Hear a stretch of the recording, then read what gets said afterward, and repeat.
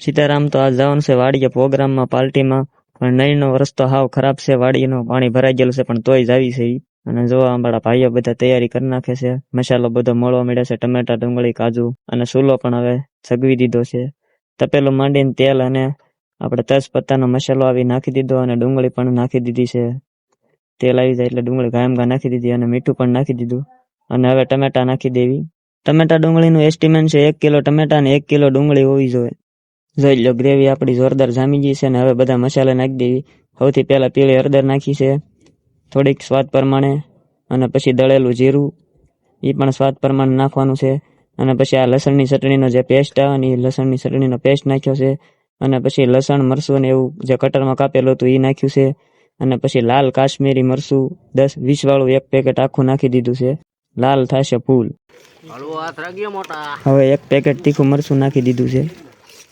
લાલ ગમ કર્યો ભાઈ. હાલો વાલા, તીખું શાક થાય. મેં સુલે 2-3 રસોઈયા ભેગા થઈ જાય એટલે આવું જ થાય.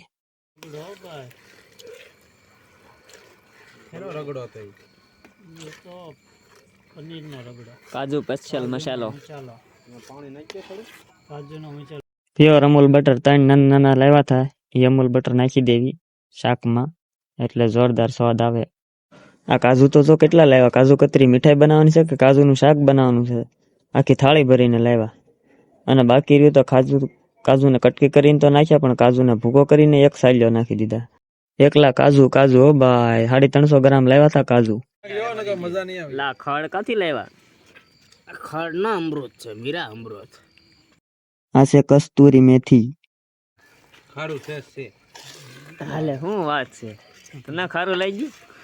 છેલ્લે શાક બની જાય ત્યારે પાછું થોડુંક દળેલું જીરું નાખી દેવી.